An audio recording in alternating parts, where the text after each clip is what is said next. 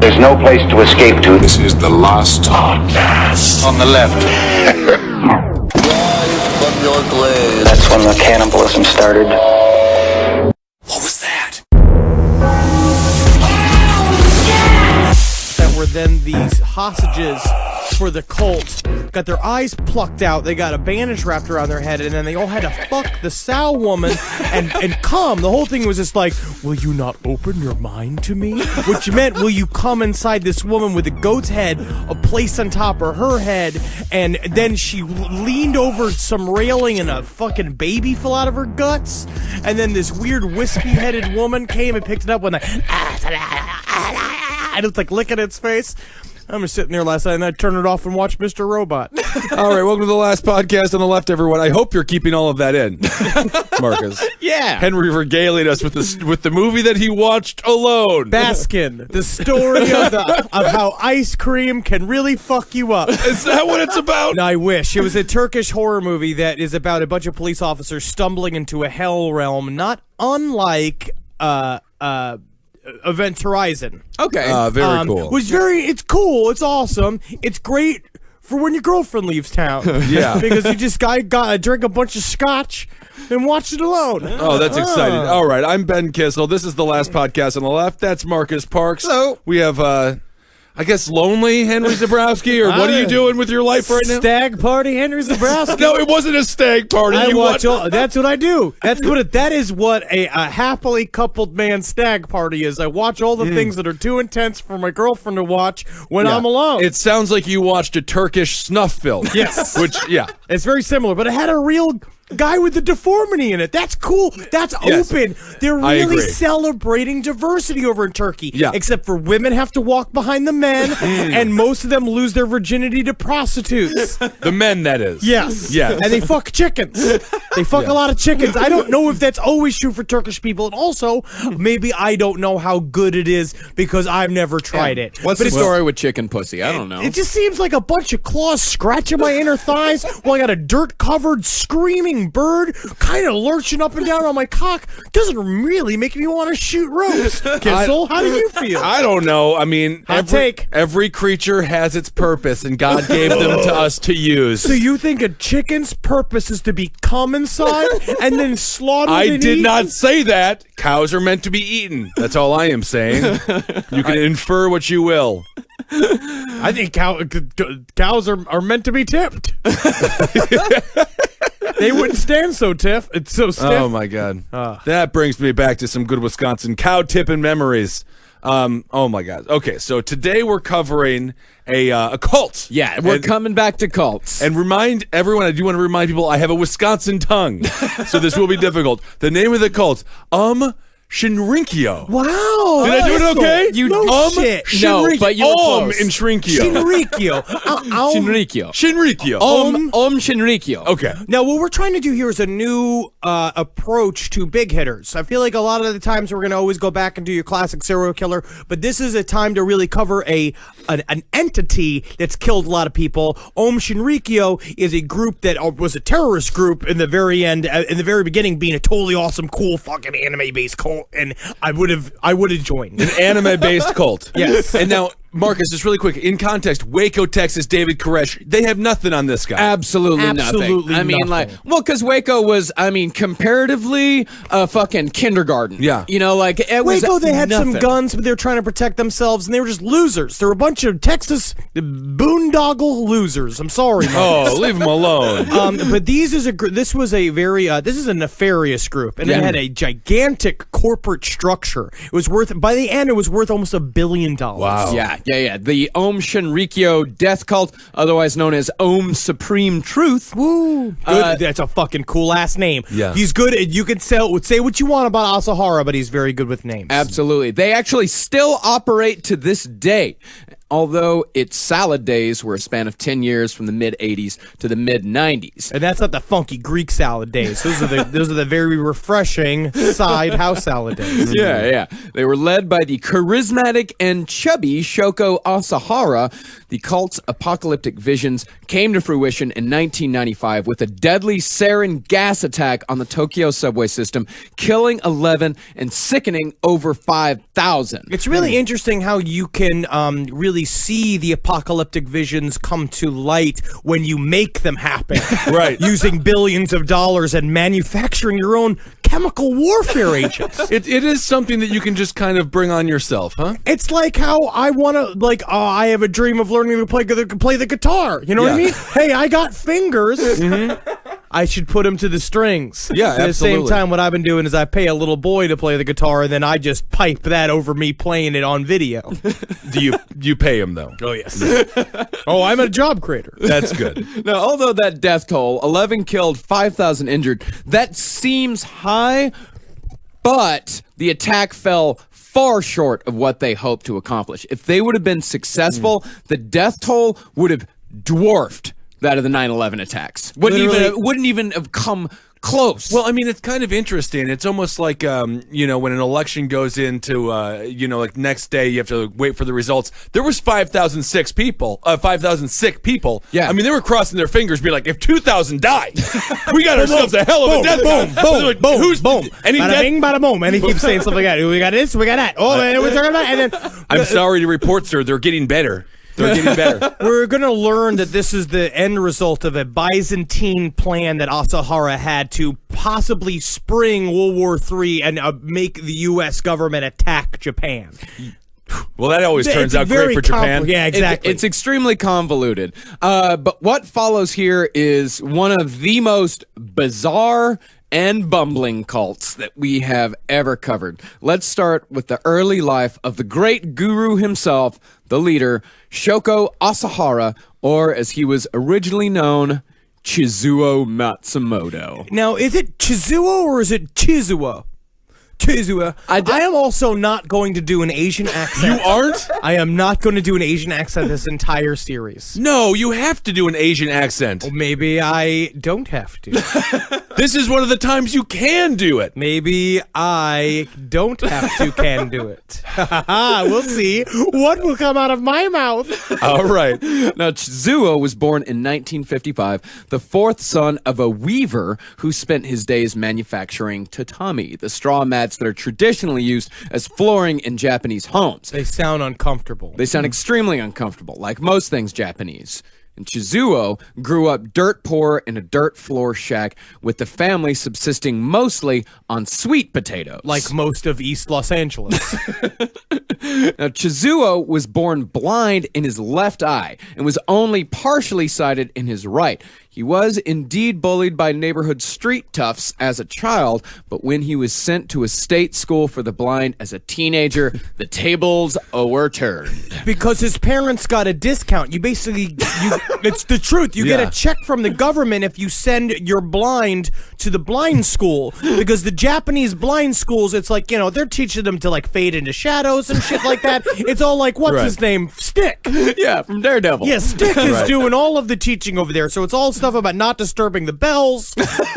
It's very intense schooling over there, but the truth is that he was kind of lumped in with his truly blind brother. So he was the living embodiment of in the land, the man with the one eye in the land of the blind is king. In the land of the skunks, the man with half a nose is king. Dirty work, great movie. Yeah, since Chizuo could kind of sort of see, he had a huge advantage over his classmates. They pretty much became his servants. He would make them go out and buy his noodles and his cakes every day, and he'd never pay them. Chizuo was the bastard. And this is what we're going to learn later on, too. He is probably the world's largest dickhead that ever was. He's if Charles Ng went Super Saiyan.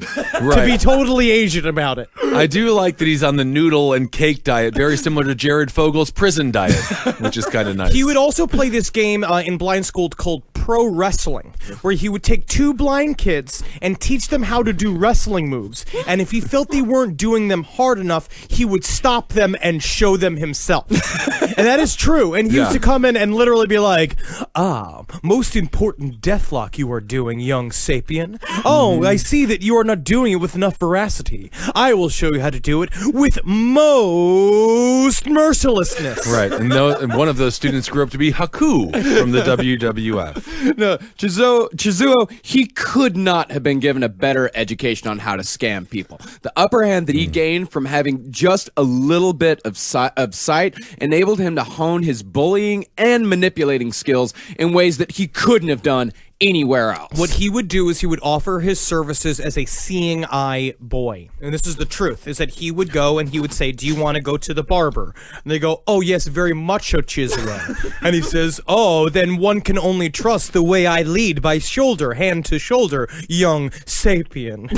And he says, oh, thank you, young master Chizuo. And they go and he would lead them out to the street and then he would drop them off to his haircut and then he'd get his traditional Japanese bowl cut because you had to get it or you were flogged by a police officer in the street. And then he'd come out of the barbershop and literally be like, Chizuo would like wait on the curb and be like, how does young sapien get home, I wonder? Chizuo wonders aloud and says it to young sapien. And he says, oh, I thought that was kind of a part of the deal, that you were going to take me home when I was done with my barbershop quartet. The guy's bowl was very accurate today. I can feel it with my hands. He's like, oh, young sad sapien, it is quite slanted, your bangs today. But no, you must pay me money for me to lead you back. And that's what he would do again and again. And he it seems like he's actually offering quite a service. I think he deserves some money. Hey, he deserves some money, but he tricked him into it. Yes. He didn't tell them that they Well, needed then to pay they could him. just be blind and stand on the street. I mean, I like this guy. He's an entrepreneur. This is the most true Fox News interpretation you've had of a story. It really so far. is. The freer the market, the freer the people, huh? In the land of the blind, the man with one eye is the entrepreneur. No, I mean, this man really is he is a success story. He is one hell of an entrepreneur. Well, he grew up saying he wanted to be prime minister. Yeah. He had a career in politics, or at least he had his sights set on a career in politics first. He was also very, very good at math. Yes, and then in school, what he would do is that he would give candies and sweets, and he would run for class president every year, and he'd never win. And he went up to his teacher, and he said, "You have been telling students falsehoods about me and smearing my name." And she's like, "No, no one's voting you for class president because everyone is afraid of you." Yeah. That's the truth. Yeah, they were absolutely terrified of him. And his math skills combined with his con artistry, when he graduated high school, he had $30,000 of cash in his pocket. It's very impressive. I came to New York with $750. Yep. Now, within a few years of graduating high school, Chizuo had moved to Tokyo and soon after married a homely but rich woman named Tomoko and eventually fathered 6 children with her over the years. And using his wife's money, Chizuo opened the Matsumoro Acupuncture Clinic and began a long career of bizarre and, most importantly, expensive treatments and cures. My question so now he's in the normal world, let's say. Well, he's in Tokyo. He's in Tokyo, the but he's not surrounded by mostly sighted blind people. Yeah. Who's going to get acupuncture done by a guy who can kind of see out of one eye? Isn't there a bunch of needles involved with that? It seems like you didn't yelp enough. Yeah. But actually, the truth is that in Japan, the blind do a lot of these jobs. The blind a lot of times work in the massage and acupuncture industry because they do it by feel. It's sort of sensual. Yeah. In a way. I would can you imagine though, it's kind of sexy to be with like a blind Japanese woman who's just like, oh, where'd you stick pin, young kisser? Oh, no. Are these 2 anacondas? Oh, no, these are your... You made it 13 minutes. God damn it. Not bad. No, I like this. I was getting into the fantasy. Marcus, why did you ruin my fantasy? My eyes were closed. I forgot it was Henry. You weren't even thinking about it, were you? No. But no, what were you going to do with my anaconda? The fantasy has been broken. I'm sorry, Marcus. Kissel. Did I become a slender young Japanese woman to you for a second? No, you weren't slender, but you were young. No, the first bogus, bizarre, expensive medicine that Chizuo created was called Almighty Medicine, which was simply tangerine peel in an alcohol solution. But his con artist skills were more than on point, for he was able to convince people to pay for orange peel in alcohol $7,000 for a 3-month treatment. See, now we call that mixology in the Lower East Side. Right. But just the money would not be enough for Chizuo. For in 1984, Chizuo would found the organization that would eventually evolve into his death cult, the Ohm Association of Mountain Wizards. The Ohm Association of Mountain Wizards. It's cool as fuck. I don't know if it's cool as fuck, Henry. I think by definition, it's nerdy as shit. It's like the best prog rock name of all time. That is what you want your prog band to be called. But technically, it is just a conference room full of stinky bearded Japanese men. I'm fairly certain if you just went up to a Japanese person and called them a mountain wizard, that would be a racial insult. I just feel like mountain wizard, it has some weight to it. Thank you, Mr. Kissel. Most honorable title you have bestowed unto me. Thank you, thank you, thank you. That was my intention. I dip my head in honorable mention to you, oh, giant of Mount Fuji. Very nice. Now, Chizuo's first move was to take out ads in Japan's Twilight Zone magazine, extolling the psychic powers one could attain by joining the Ohm Association of Mountain Wizards. No, this is not Rod Serling Twilight Zone. This is Golden Earring Twilight Zone. Yeah. Chizuo claimed that he himself was blessed with the powers of perceiving past lives, reading minds, passing through walls, meditating for hours underwater, and of course, his ace in the hole, levitation. This was his bit. Yeah. I could see him doing the passing through walls thing if he just constantly tries to find the door by walking into walls, going right, and then finally he makes it through the door, walks right through. He's like, I walk through the wall. Technically, he's blind. He doesn't know. He doesn't know. He Right. doesn't really know. But the problem is also he's blind, so people are like, bless his heart. Bless him. Every time he can be like us. They are just as strong as we are. Every time he walks through a door, I just walk through the wall. Well, that is just, he lives, it's like his whole life is a fairy tale. Now, eventually, Twilight Zone magazine did a full spread on the fledgling mountain wizard, which showed a photo in which Chizuo appeared to levitate a few inches off of the ground. And how Chizuo managed this is actually almost as impressive as actually levitating. Using an expert yoga technique, Chizuo was able to use his thigh muscles to propel himself from the ground high enough for the photographer to take a convincing picture. Right. No. That's what he did. No, he just had strong legs. No. Had strong legs. He could flip himself up in the air, and they took a really quick flash shot to catch him midair, like what they used to do to prove Larry Bird could jump. Yeah, he couldn't really do. No, but this was the '80s, right? Yeah. The cameras were slow. It took like 2 seconds to get a good shot. No, this is not the 1920s. No, it's not a long exposure 1920s Yes, it like when was. you move and it blurs. It's not a crank I operated. don't remember the '80s. You know nothing about photography. You know what, though? I didn't expect him to, and that's not on you. Thank you so much. No, this levitation picture worked like a charm. Soon, the studio apartment where the Mountain Wizards began could no longer handle the volume of students coming to learn from the master, and separate branches began to open up in major cities all over the country. This is where he will get his first kind of like validation. His first taste. Yeah, that if we can use the media to present ourselves, like he became very savvy at marketing. Yeah, he's sort of the Lucille Roberts. I don't know who Lucille Roberts is. Lucille One of the most Roberts- successful gym companies of all time. It's like it's the gym where women are least groped at. Yes. And so it's very popular. That's why they go. But is Lucille Roberts like a half-blind, huge woman sitting in the back room being like, Yes. maybe we should provide spin classes every 2 hours. Yes. So that both people without jobs and with day-to-day jobs can enjoy spin class. That's why she's the best. The best gyms in the city. Yes, Master Lucille.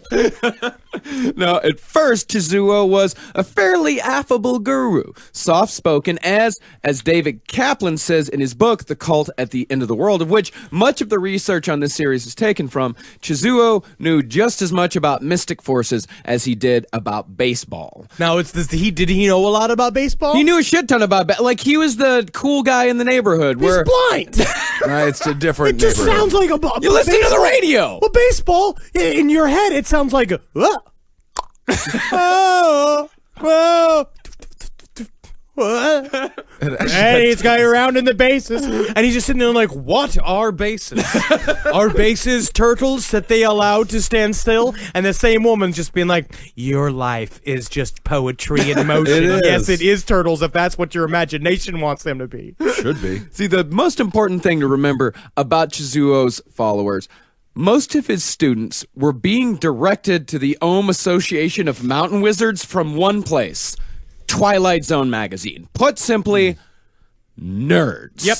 Absolute and total nerds. And it was here that Chizuo realized who the bread and butter of his cult would be. And although he would eventually attract some of the most brilliant scientific minds in Japan, he essentially started off with extremely lonely otakus. Now, what does otakus mean? An otaku is somebody who pretty much lives in an inner world. It pretty much started off as a term for like computer nerds who really lived in the computer world, but it's kind of expanded to somebody who pretty much lives in their entertainment. And as Seriously, is it autism?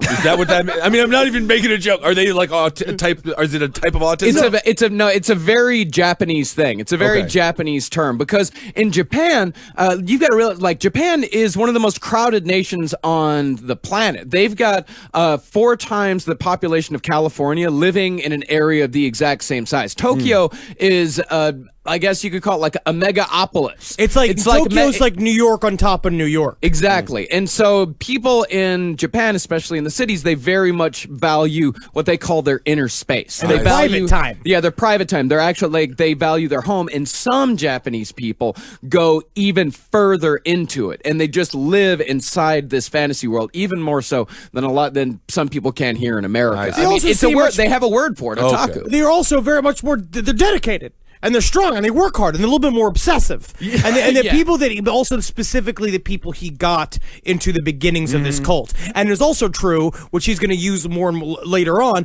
is that he's going to put the sexy chicks up forward. He had one woman named Hisako Ishii that became sort of the prototype of all of the women that would be in Om Shinrikyo later on. And she was a very hot woman that was a devotee to him that started in this first cult, in the Mountain Wizards cult. She would show up and do all the tax work for him. I see. And so so a lot of these nerds saw a hot chick out front, and they're literally like, oh, I go in there, and then I can make the pushy with my stinky. Oh, anytime I like, because she gets me. I see. And that was unfortunate because later on, they were not allowed to come anymore. Oh. Yeah, I mean, these were anime nerds, manga nerds, computer nerds. You know, one observer described it as, quote, a world that combined primeval fear with a computer-controlled version of reality. Virtual reality made real. But it wouldn't be long before this collection of dorks and dweebs looking to escape the drudgery of modern life in Japan would turn into something very, very different. Now, while meditating on a beach on Japan's Pacific coast, Chizuo received a message from God saying, I have chosen you to lead God's army, Chizuo. And later that year, a man he met in the mountains told him, Armageddon will come at the end of this century. Only a merciful, godly race will survive. The leader of this race will emerge in Japan. and that is when a big fucking light bulb went off in Chizuo's head. When he returned from the mountains, he changed his name from boring old Chizuo Matsumoto to the much more impressive sounding Shoko Asahara, and he officially declared himself as the leader that will emerge in Japan and lead the new godly race through the other side of Armageddon. This is why I don't let my friends change their names. No. Never. I'll never buy it. Never. It's like, you'll always be Ben Kissel to me. I don't care when you go as No, I want to be Harry Sahara. Shearer. Oh, I think you're going to go as Harry Shearer? Yeah, I want to be Take it. Harry. That's taken. There's a person named Harry Shearer. Yeah. Quite famous. Yes. When I was talking about, so when he went up on that mountain trip, he showed up, he was just like, I'm going to learn how to do, because at this time too, Shoko was kind of bouncing around in Tokyo. Before he had, as he had started the beginnings of the new cult, he had tried to become a lawyer for a while because his idea was still to become prime minister, but he sucked at anything that was normal. Yeah. And then his acupuncture school, when he was at that first school that he was at when he was doing the Matsumoto Acupuncture Academy, got sued because people realized that he was bilking them, and he lost $7,000 in some big fucking to-do, and it bankrupted him. Yeah, because they found out that he was just rubbing a pineapple on their backs. Pretty much. And he didn't even know it was a pineapple. No, he didn't. He thought it was a needle. Yeah. And so he took this retreat up this mountain at the beginning of the Mountain Wizards cult and kind of went up, and then 2 days ahead of schedule before it was over, he comes bouncing down the mountain being like, I've become enlightened. And all of the gurus that are there are being like, no, I don't. I don't think you have been, but I mean, we can't tell you not because inherently we're groovy. Yeah. But I don't think you're enlightened. No, absolutely not. And this is when guru mode goes into full effect. And from now on, we will be referring to him as Shoko Asahara. And Asahara, he cultivated a heavy beard, became a heavy man. I like the way you write cultivated. He didn't shave. No, you got cultivated. You can cultivate a beard. His was not cultivated. You can totally cultivate a beard. His was not right. Park Slope Every like time- beard yeah. balm like cultivated Every beard. time I'm drunk for a week, I'll just be like, no, Marcus, I was cultivating a beard. Sounds like you're cultivating a drinking problem. It could be that too. He also became a very heavy man and started wearing the ivory white robes of a holy man. Soon after, he also changed the name of the organization from the Om Association of Mountain Wizards to the much simpler Om Shinrikyo, or Om Supreme Truth, as it translates to in English. And he went full religious with it. But those who stayed were all in, and the true madness was just beginning. Now, to truly understand how the Om Shinrikyo cult was able to dupe so many people, you've got to understand religion in Japan in the 20th century.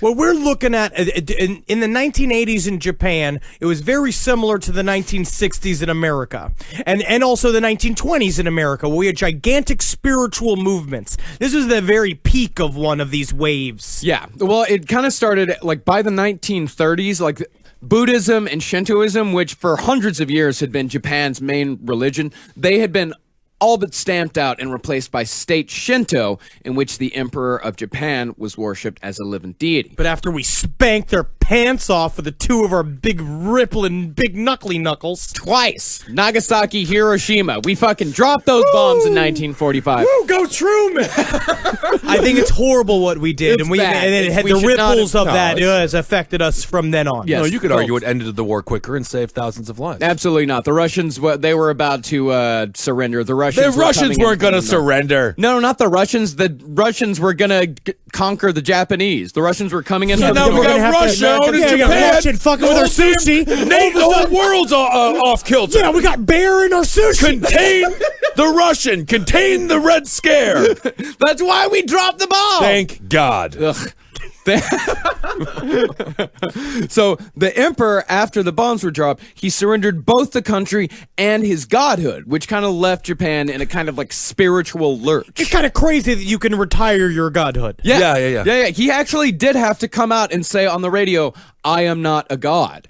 So the 1970s ushered in what David Kaplan referred to as Japan's spiritual rush hour. And with Japan being the world's second largest economy at the time, hundreds of new religious groups set up shop to take advantage of all of this disposable income, and none more so than Om Shinrikyo. Om Shinrikyo's basic business model was actually modeled after an existing Buddhist cult named Agun Shu, who recruited followers from magazine ads and used a cable TV station to beam out, quote, healing psychic power. Asahara took everything that he knew from beginning guru lessons from the leader of that group. He was a part of that group. And he was in there and he was just like, oh, I can do this. I can flip this. He literally was just like, oh, this guy's not doing it wrong. He needs pizzazz. I got pizzazz because I only got one eye.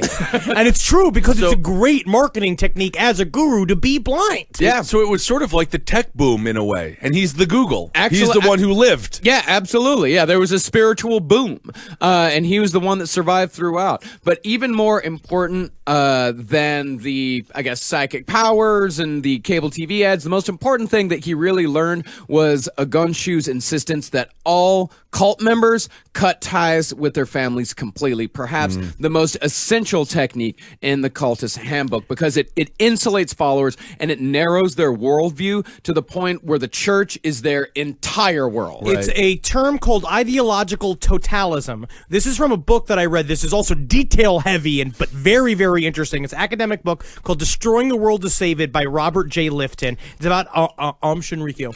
Thank you, Midtown Scholar, for sending so many amazing books on this It's subject. incredible, and this book is really, really good. But this he breaks down the idea of the totalistic community, and the most basic tenet is this tenet, which is called milieu control or milieu control. Milieu control, in which all communication, including even individuals' inner communication, is monopolized and orchestrated so that reality becomes the group's exclusive possession. Yeah. So the idea is that you literally can control their outside world by keeping them in a place. You take them physically away from their families. You feed them only a certain amount of food. You let them sleep on only a certain amount of hours per night. And then what that does is break down your own inner dialogue then as well. Yeah. I mean, the micro is an abusive relationship, right? Where the guy cuts off all the relationships with the woman's family, and then but we have something together that's just us. And of course, it becomes very toxic very quick. Absolutely. And it also allows the cult leaders to create a new normal for these people. So if they have this worldview narrowed down to a pinpoint, then eventually the cult leaders can convince them that anything that they say is normal. It's like, yes, this is the life. This is our life. This is how it is.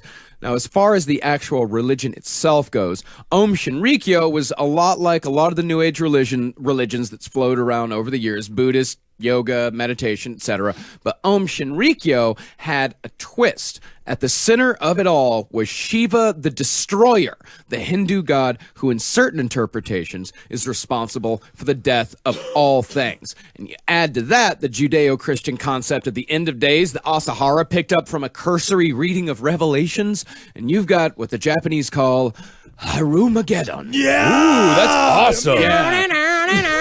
And he will use this as the leitmotif of the entire cult, like Charles Manson did with the race war, and Jim Jones did with the government's going to shut down our perfect society. He is using the Harumageddon as the storyline of the entire Om Shinrikyo cult, and we're going to see how he wrote the ending himself. Yeah.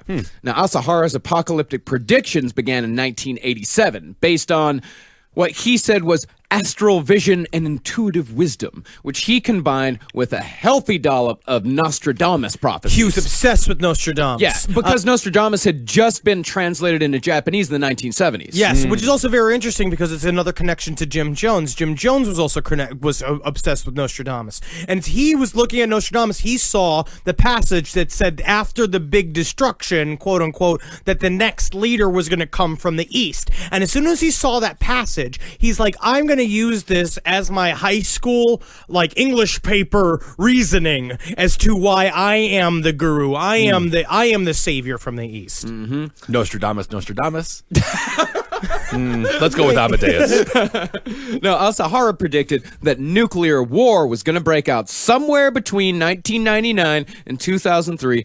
And the only way to stop it was to insert a Buddha into every nation on Earth. Oh, that's so generous. So he's going to have a different Buddha in each country. That's incredible. Well, he's going to have a different Buddha in each country, but he's the biggest Buddha. He's the guy. It's him. It's all him. No, there are Buddhas. Think of it as Buddha franchises. Like Santa Claus in the mall. Like Lucille Roberts. So if before 1999, if every country had a Buddha with Asahara Asahara serving as the central Buddha ruling from Japan, World War III could be averted, and Asahara a guarantee. And that's an Asahara guarantee. Oh, wow. And he was actually quoted as saying that. He's like, World War III will be averted. I guarantee it. That's what he said. He said, I will base my religious future on this prophecy. Like the dudes from Men's Warehouse? Yes. You're going to love the revolution. I guarantee it. You're going to like how the seals are open. I guarantee it. And this would be the first of many apocalypse solutions that Asahara would put forth over the years. Now, the apocalypse, that would be the through line of everything, but the details would change depending on...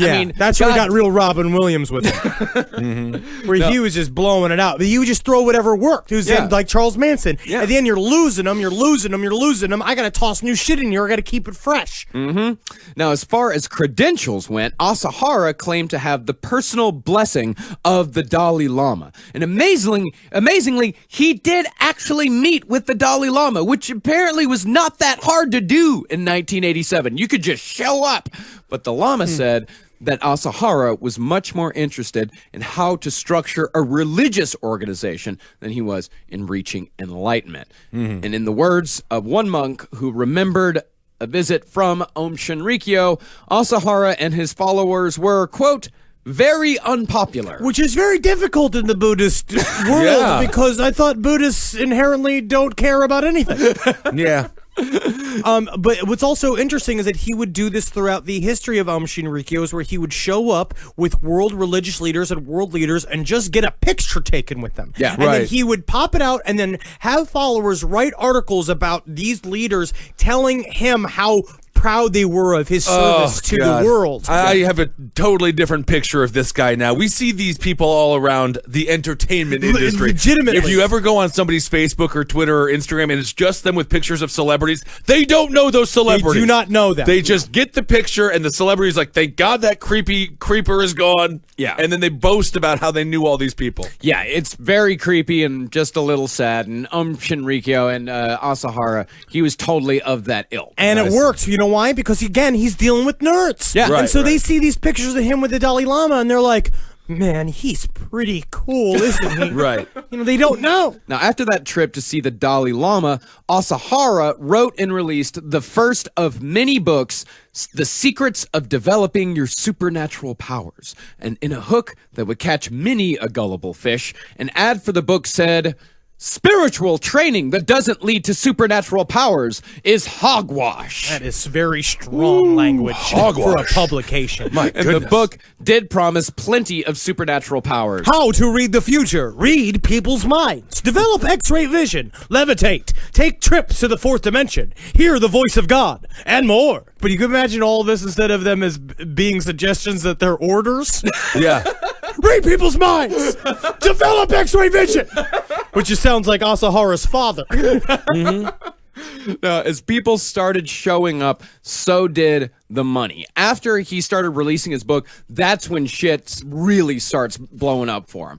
And Asahara started off comparatively cheap compared to the money he would eventually make, charging just $350 a pop for psychic sessions that promised not only miracle recoveries from injuries, but also a 90% win rate on all future Mahjong games. Man, he would have made a killing in Boca Raton. 90% win rate. 90% win rate. Yeah, that's great.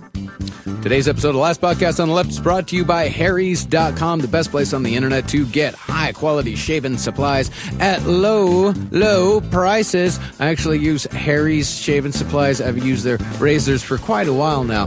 They are of top-notch, 5 razor blades on these things, and they do smooth skin, such as myself, a lot of favors. And of course, why would you pay $32 for an 8-pack of blades when you can get them for half the price at Harry's.com? The Harry's starter set is an amazing deal for just $15. You get a razor, moisturizing shave cream, and 3 razor blades. You know, Harry's doesn't like to discount because their prices are already so low. But we've worked out a special offer for you guys. Harry's will give you $5 off your first order with the promo code LEFT. Stop overpaying for a great shave. Go to Harry's.com right now. That's HARRYS.com. Enter the code LEFT at checkout to get that little discount.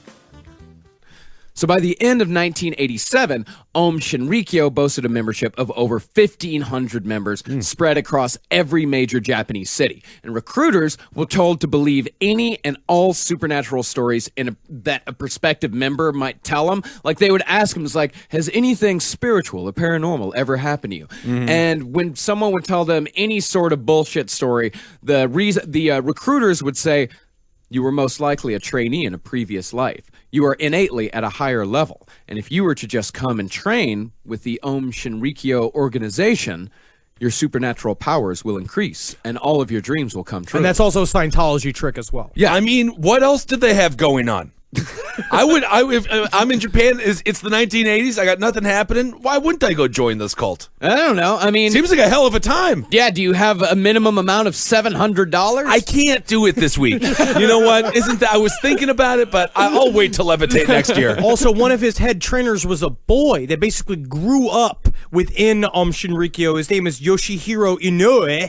And he was 18 by the time it came to he became a trainer, became one of the inner circle very, very quickly. And they said that he had this ability that he'd walk in rooms and light bulbs would explode and like lights would go, all this weird shit. And he was known as like the boy that was like the poster child of being like, you too can be like me. As you see, I sit above this chair. Oh, no, certainly not sitting on toothpicks. I am.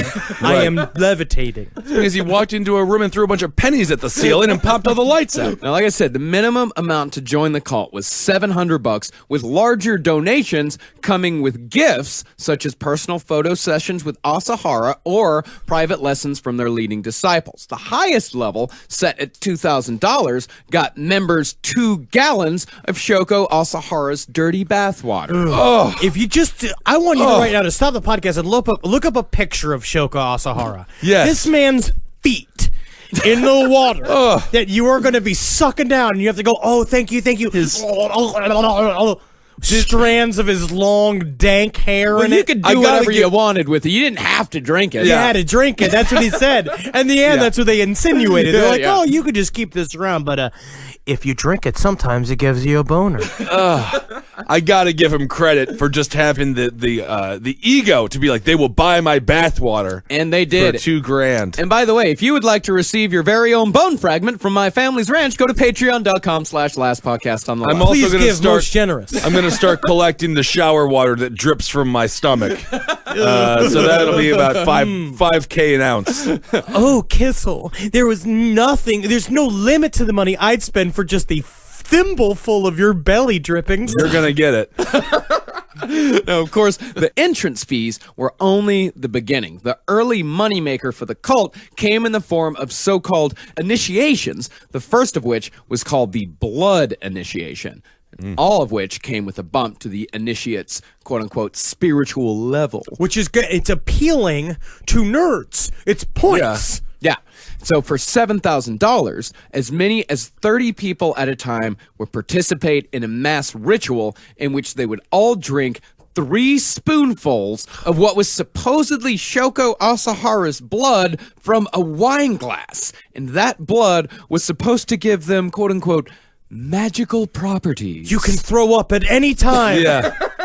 Yeah, they never actually said what the magical properties were. Of course, that's how you do these things, that you stay vague with all of it. We saw a TV appearance, I sent it to you on YouTube, of Shoko Asahara explaining how he can transfer energy into a woman and how it gives you spiritual powers and how spiritual powers are the meaning of life. He would say sentences like that make no sense like all the time. Yeah. And so what he did was the woman lay down on the ground, he's on the news, and he was just like, I'll show you what I can do. He took his thumb, put it on her forehead, and she just went, oi, oi, oi, oi, oi, oi, oi, oi, like in a porno film. Oh, I And see. just jiggled her bits a little bit, and they didn't blur any of it out, which thankfully I didn't feel like a pervert after watching it, as I feel every time I watch an Asian porno. And she kind of just flipped around on the ground and then popped up, and the TV announcer was like, so how do you feel? And she's like, I feel good. Yeah, it was just like the laying of hands. Like if you've yeah. ever been to a Foursquare or Pentecostal church or anything like that, it's just like when they lay hands on people and they start crying and talking, speaking in tongues. Yeah, yeah. It's all the same bullshit. And the Catholic Church just got too large to use real blood at their for communion, so they had to switch it up to wine. It doesn't travel well. And this blood initiation, it was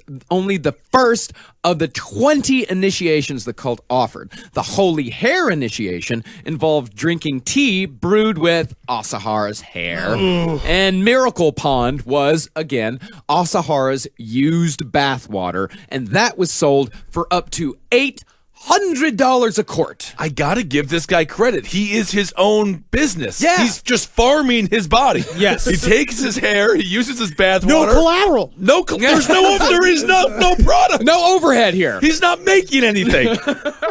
What's really interesting too is that one of his initiations. So we would do again in order to get to this inner circle. You had to have the only way you could get true enlightenment was one-on-one with the guru. Yeah. And so you could spend something like $8,000 to go and hang with him, and you have this like what you did not know was an LSD initiation where you would sit and share a cup of tea with Shoko, and he would hand you a cup of tea, and he's just like, "I'm gonna take you on a trip you've never even imagined." She's like, "What?" He begins to play Steppenwolf, but like, yeah, but literally the tea was laced with LSD. They had no idea what they were drinking. They took it, and all of a sudden, like one guy was saying about how my hands turned into rubber balls. I became incredibly confused, but I was filled with the guru's energy because the guru was just sitting there, little being like, "Yeah, man, don't worry, man. Let your anxiety go, bro. No, don't worry, man. Dude, roll with it. Ride with it, dude. Yeah, all colors have reasons." That's true. Yeah, and he'd put his hands on their face, and he would stare directly into their eyes, which is that still same like cult technique Right. where, that worldview is narrowing. You're tripping balls and you're staring at this chubby man for an hour, 2 hours. That's how I got Naddle. Yeah. Now, the entire model of this cult, this was a brilliant move on Asahara's part. The entire thing was modeled after the Japanese school system.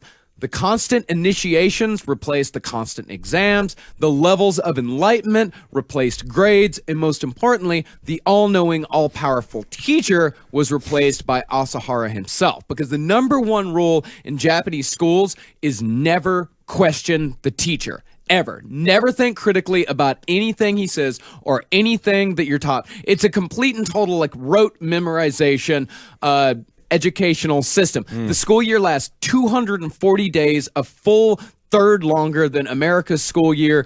Every night is spent doing homework. It's just constant work. And Asahara modeled his entire cult on that. And that's why they got tinier phones than we do.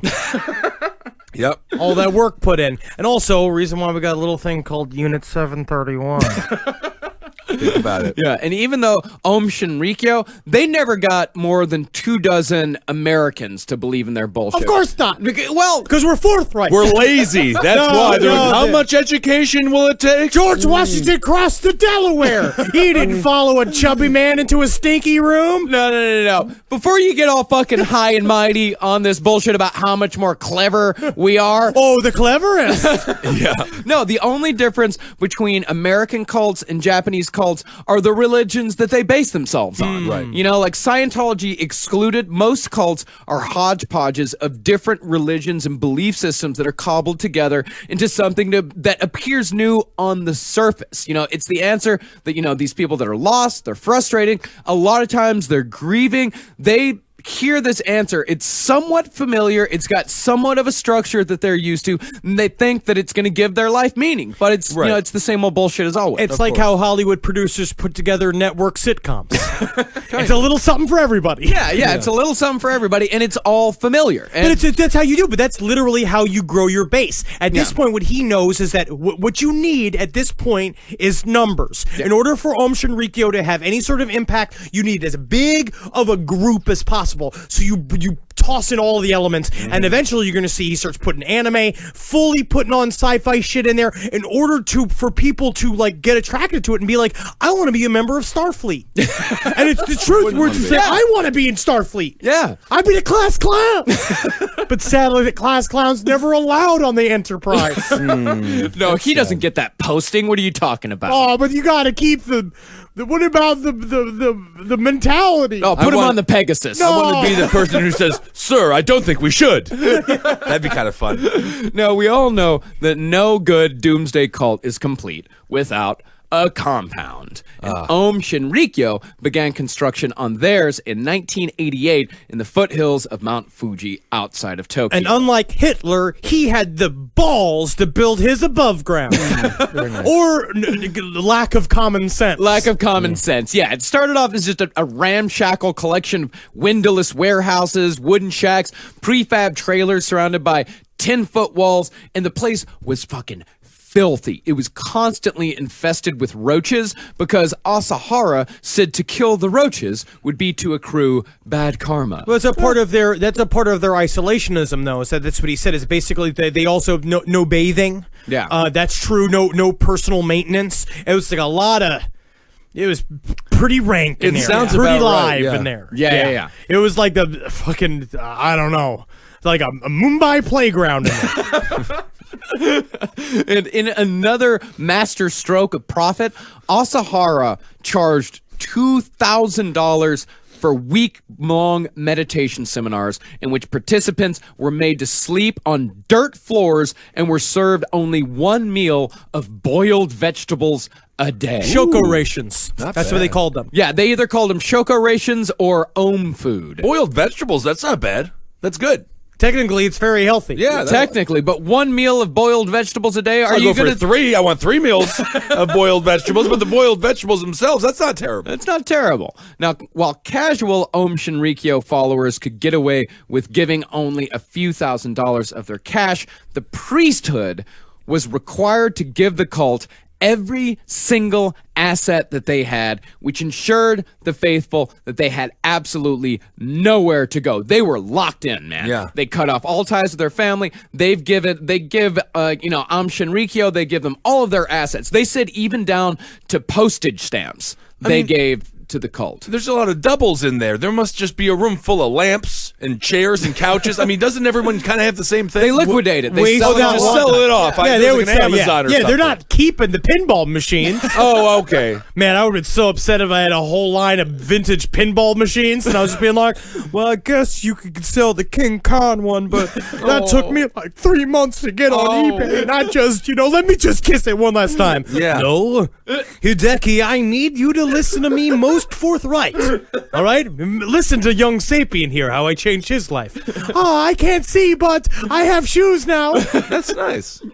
Now, Asahara also began using other classic mind control techniques. Like Henry said earlier, he limited adherence to a twice daily diet of unprocessed rice, seaweed, tofu, or, again, Om food. It was just a vegetable stew. No sleep, physical labor. Yeah. They were kept awake for hours at night. It was 5 hours a night maximum. Yeah, and that's how you break somebody's personality down, is that you make them literally so tired and weak that they're willing to have their life be taken over. And also, this was based off a thing called guru-led yoga. This is a thing that has been around for a long time. They are used to the guru lifestyle. That's the other thing I think that's different from the East than the West, is that here it's like, American and like our mentality is this like, we're individuals. I'm the freest boy who's ever been. I got a flag. I got a Derringer.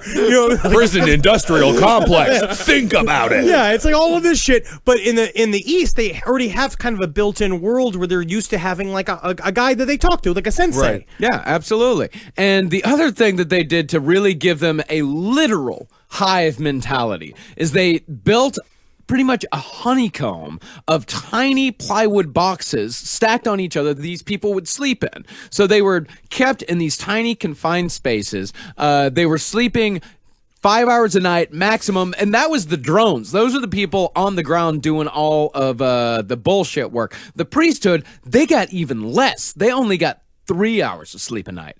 And then there were the beatings. The smallest act of disobedience resulted in what Asahara called karma disposal, which was an on-the-spot dumping of spiritual baggage achieved through beating the victim with wooden sticks. It was a concept called drop karma that he would call, which is the bad karma you came in with. And everybody in the group had bad karma except for Shoko. And so what he would do is this this thing called forced karmic removal, where he would beat them in order to make them good again. Yeah. Why not? You see, and they would do things where they'd hang them upside down for hours, and they would dip their heads in cold water, and they'd spank them a bunch. And some of these men, it was very erotic. Yeah, it sounds But for actually the kind of hot. Yeah, but for the rest of them, they were pretty upset. Well, you look at what Johnny Cash's father did to him, very similar, and he turned out to be a great musician. He did. Well, he's a pretty talented musician. Weren't you beaten by your father? I turned into a great Look podcaster at and him. overall entertainer. Look, he's got a beautiful smile. Yeah. I'd say there's a standard 2 shadows behind his eyes, but bad. not anything too big. No, you can watch me on the Netflix special, The Characters. My lines were cut, but you can see my I face. kept you in it. Another thing that they did too, which I found this was a concept I really liked from Destroying the World to Save It, was this concept called loading of the language, which you would do this for Alm. They would use truth versus defilement, and they would talk about how within the group, it's how you basically create megalomania within a group, which is this basically being like, we're better than everybody else. Yeah. So while all this is going on, he's telling you we are the truth.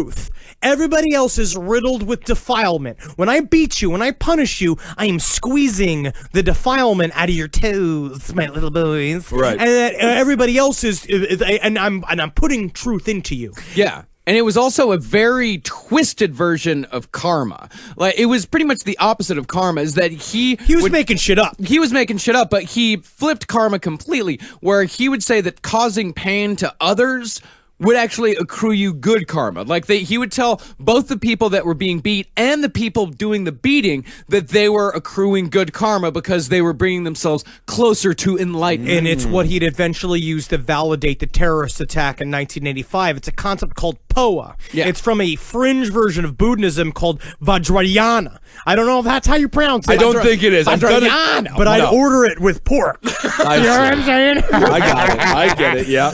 But in esoteric Buddhism, POA is a spiritual exercise transformed when one is dying, sometimes with the aid of a guru, a transference of consciousness from the bodily earth plane to the after-death plane that enables one to achieve a higher realm in the next rebirth or even passage to the Pure Land, the step prior to Nirvana, the waiting room for Nirvana. Yeah.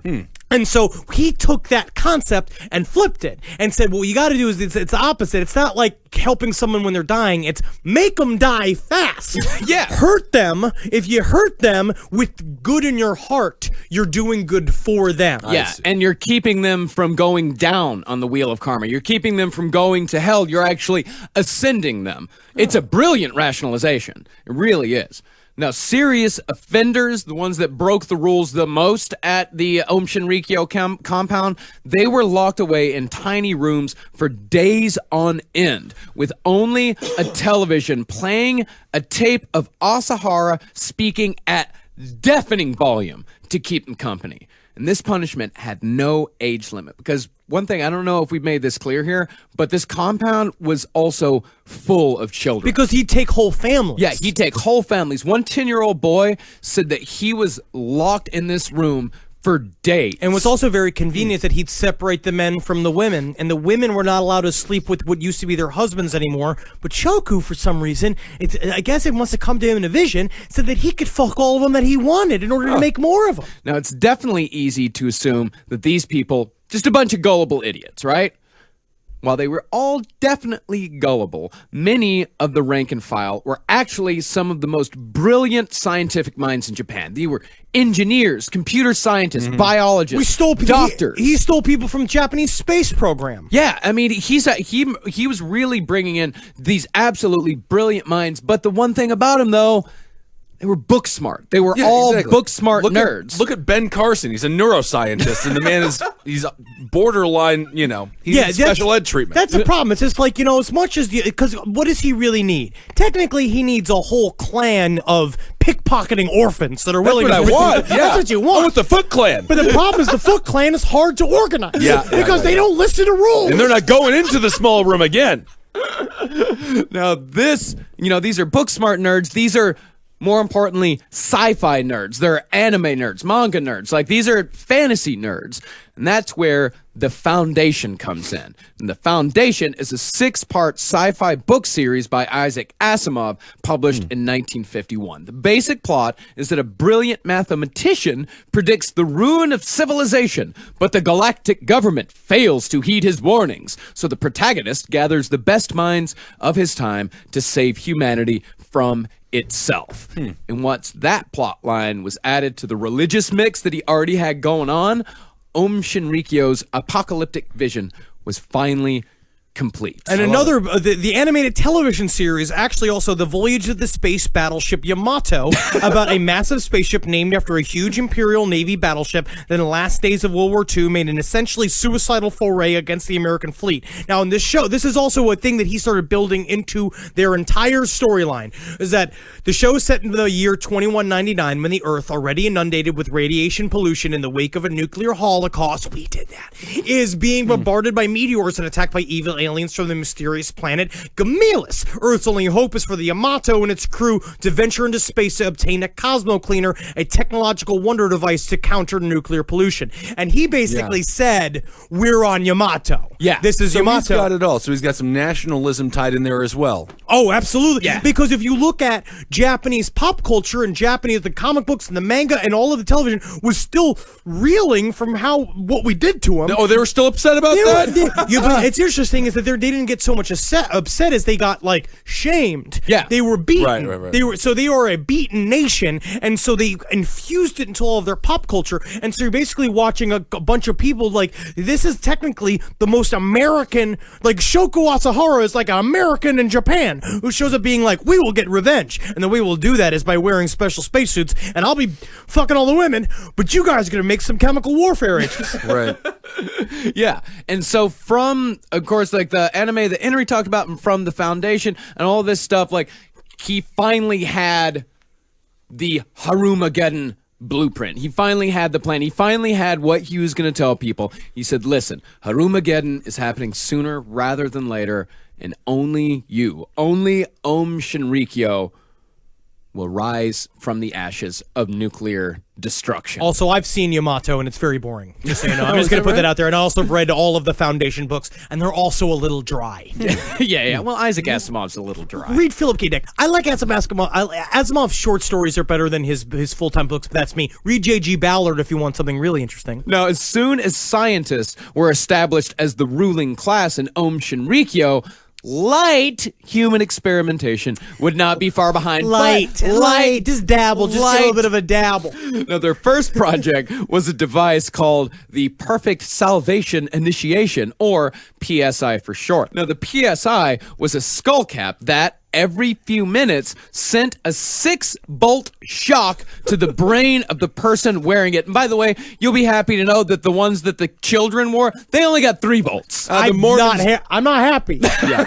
The Mormons are still doing this at Brigham Young to gay conversion therapy. It doesn't do anything. No. Why do we think this shit does stuff? Yeah. No idea. Electricity is not good for the brain. No. And it was said that these shocks synchronized the cultist brain waves with that of Shoko Asahara's and would induce the, quote, blissful meditative state that the master himself feels every second. No, the reason why he feels a blissful meditative state is because he's fucking ripped up on LSD 24/7. And he's sitting in a bathtub, and he's just like, I'm sitting in gold. He's like Scrooge McDuck when he swims through his He's pennies. He's literally sitting in money. He's surrounded by money, getting blown all the time. He has a fleet of scientists that are building a spaceship for him. Yeah. You know what? I think I'm going to start cultivating my ass hair. Now, this stupid fucking skull cap, which was just pretty much a It was a flappy hat. It wasn't even a hard helmet. It No. wasn't even a Daft Punk cool helmet. It was a flappy thing. Yeah, it was a flappy thing, like covered in electrodes. It would be the cult's #1 moneymaker. Now, full-time monks who'd already given up their entire lives to the cult, they got theirs for free.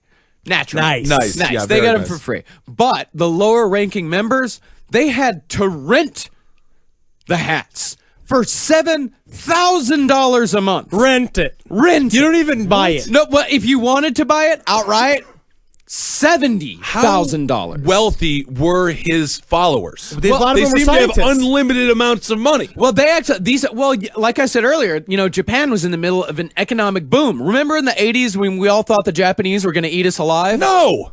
Okay, well, I remember. We all thought.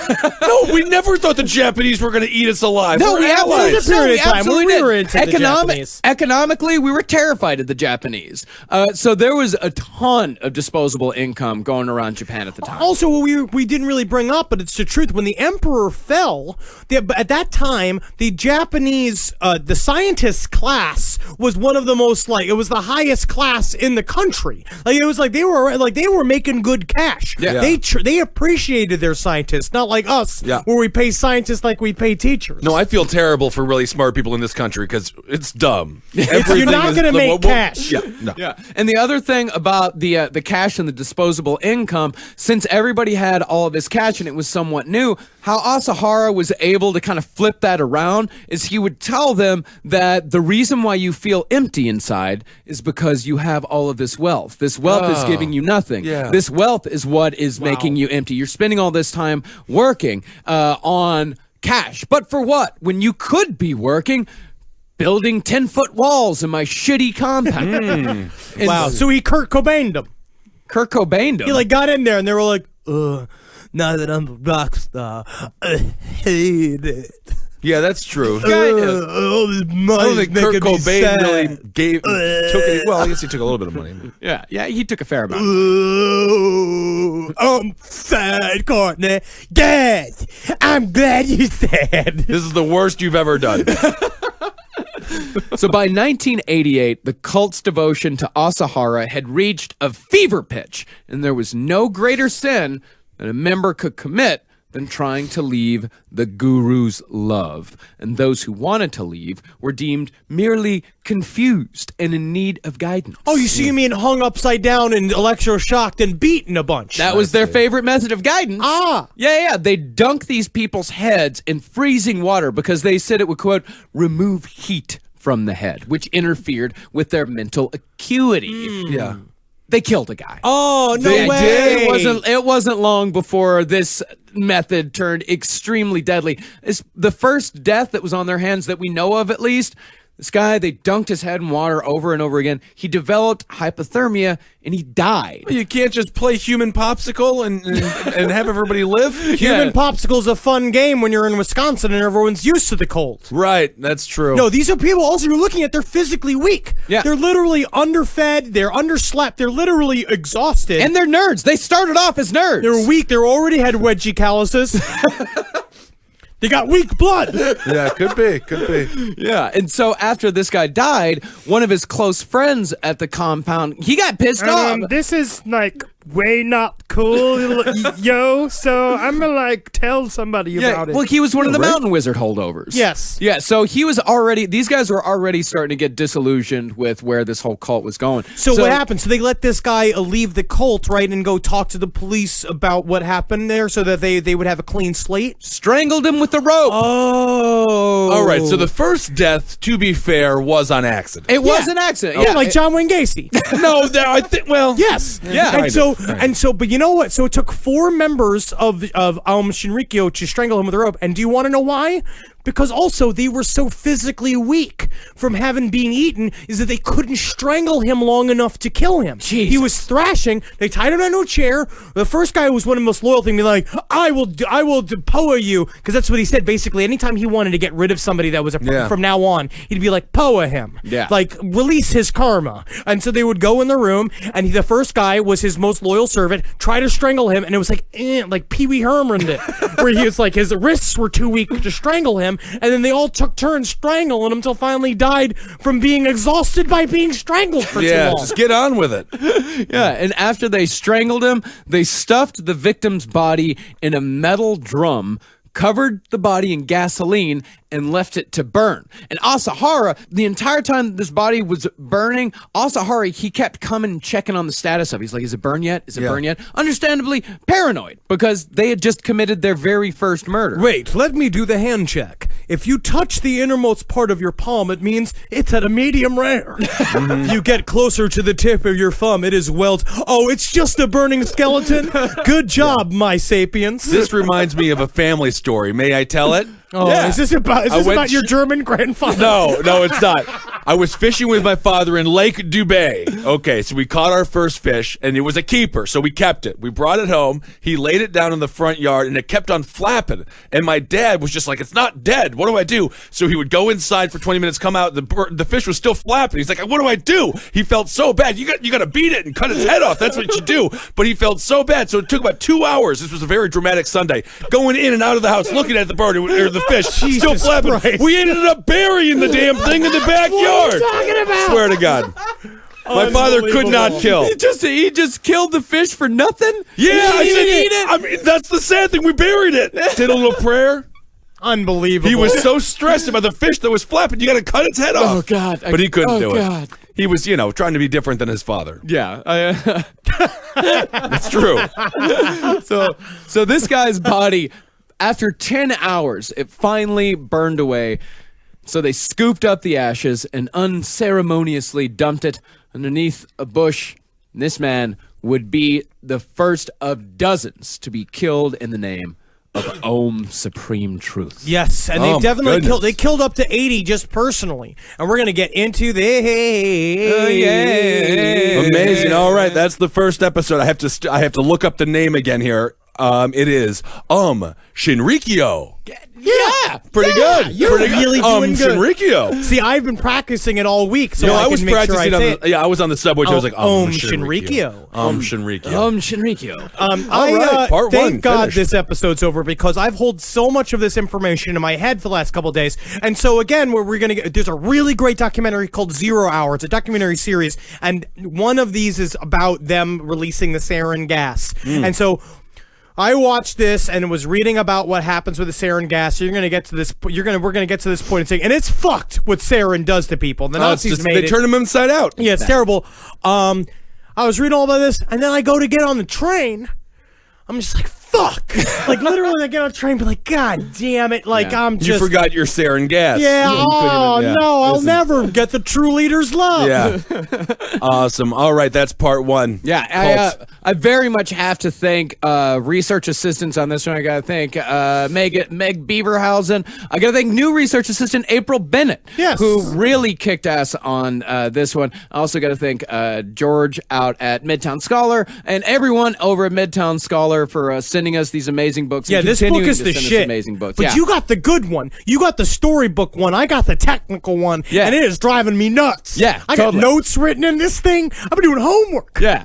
It's good, though. Yeah, I get the cult at the end of the world. Yeah. You got, what's yours called? Destroying the world to save it. I have the cult at the end of the world. Very cool. Yeah. And also I want to thank Dustin Graham for sending us the amazing old magazines. Like, he sent us an old Life magazine that has a bunch of JFK conspiracy theories in it. Yeah. And I also want to thank A Sound of Thunder, the metal band that sent us a couple of copies of their record, The Lesser Key of Solomon. I love the way the record looks. If it sounds half as awesome. good as it looks, I'll love it too. One minuscule clod from the ranks of slime, condemned to pay for every mortal crime. A soul so loathsome, even demons love it. tremble. His name is Misery, depraved, divine. I'm afraid that's Awesome. going to make me shoot up my school. Well, it will not.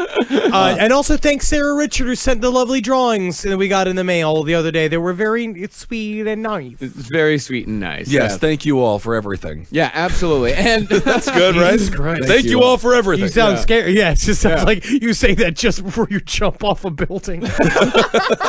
His final words were, "Thank you all for everything." and if you guys want to help us out, go to patreon.com/lastpodcast on the left to give. We've gotten such an amazing response. And I will go ahead and say this week, thanks to everyone's help, I paid off my credit card debt. 10 years I've been paying off I that should piece do of that. shit. Nah, dude, it's overrated. Marcus is being a nerd. Well, I heard they were bringing back debtors' prison. So. Nah, they'll never do that. Debtors are the funnest people. Even if they do, all the debtors are us. Yeah. It'll be a that's groovy true. good time. We'll just change we'll just change where the cool people are. Yeah. And if you want your very own Last Podcast on the Left t-shirt, go to cavecomedyradio.com/merch. And while you're there, go and check out a lot of our other amazing shows. I was just on the iTunes top 300 list there. We are crushing it. We're doing CCR is doing amazing. Push it. Pushing it. Thanks so much for supporting Abling It's Top Hat. For the political news, follow that Roundtable of Gentlemen if you want to feel like you're getting drunk with some friends. Page 7 for entertainment news. Yeah, me and Jackie Zabrowski doing page 7. Why are you with doing finger guns? With Or Molly finger Neville. phasers? Yeah, I'm doing finger phasers. I do finger phasers when I'm happy. Page 7's a wonderful show. It's with Molly Neville and Jackie Zabrowski, and I also do a mental health advice show with Jackie Zabrowski, Sex and Other And Human Activities. what better person to get mental health from than the main researcher for the last podcast on the left? I know they're mine. And follow us on Instagram at LP on the left, and me if you give a shit at Dr. Fantasty. And do on Twitter. Yeah, Henry loves you. Marcus Parks. I'm at Ben Kissel. Go check out my music show, Lucky Bone Show, over on mixcloud.com/Marcus Parks. Keep watching the character special. I guess it's gonna be there for the rest of fucking time. I don't know. Give it 5 stars. Just 5 stars. Do something. 5 Help stars. us. Help us Yeah. all. We're trying. We're working. We're working too hard. Hail yourselves. Hail Satan. Heil Geen. Me gust. Me gust. Elation. Me gust. You're welcome for liking us. No, congratulations. Congratulations for liking us. For more shows like the one you just listened to, go to cavecomedyradio.com.